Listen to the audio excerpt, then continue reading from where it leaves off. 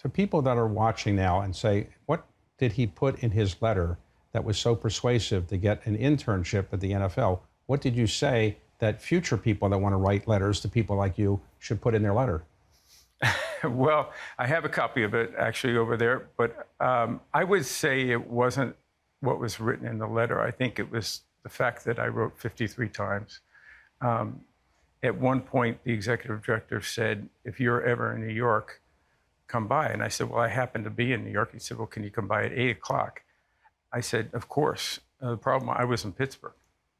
So I drove all night to get there. And I think you just have to take advantage of your opportunities and distinguish yourself in some ways of what you're deeply passionate about and what you think you can create value for someone. Let's talk about your own background for a moment. Where were you born?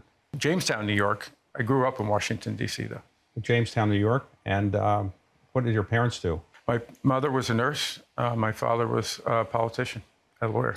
He was a congressman who was appointed by Nelson Rockefeller at one point to succeed the assassinated Robert F. Kennedy, and he became a senator. Is that right? That's correct, 1968. And then your family moved to Washington then? Or you were? No, we moved to Washington at 59 when I was born, actually, so he could serve in Congress.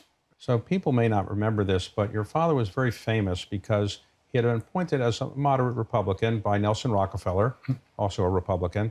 And then he opposed the war in Vietnam under Richard Nixon, and then the Johnson, I guess, as well.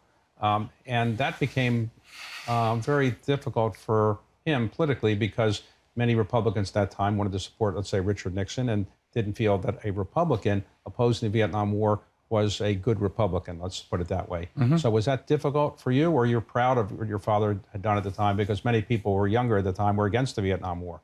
Well, I couldn't be prouder of my father and the courage he took for him to do something that he knew was the right thing to do. It wasn't popular. And he knew at the time that he would likely lose his seat and lose the election, but he did it anyhow.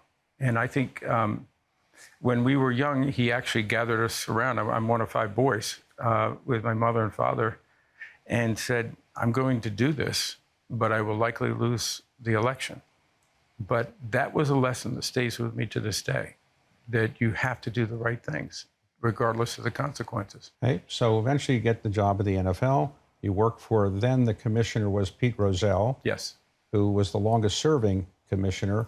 Yes. You're the second longest serving, I guess, is that right? I think that may be true. I hadn't thought about that, but So Pete Rozelle, who was the person who helped orchestrate, he became commissioner, was only 33 years old. Right. And when the AFL and the NFL came together. So what were you actually doing in the early years? Well, I was an intern in the public relations department, so I did a little bit of everything. I guess maybe my 2 big breaks were the Jets at one point needed an intern late in the preseason.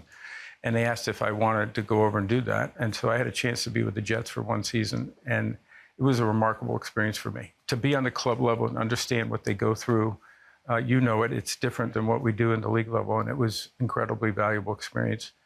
But I went back. After the season, I was actually asked by one of the coaches, the defensive coordinator, Joe Gardy, to stay and be an assistant coach. And I decided I wanted to go back to the NFL, even though I didn't really have an opportunity there. I was still an intern for another 1.5 years. I thought it was the right thing and what I wanted to do. Pete Rozelle was a hero of mine, and I wanted to work for him, and I thought the NFL played a really important role in society, and it had a great future.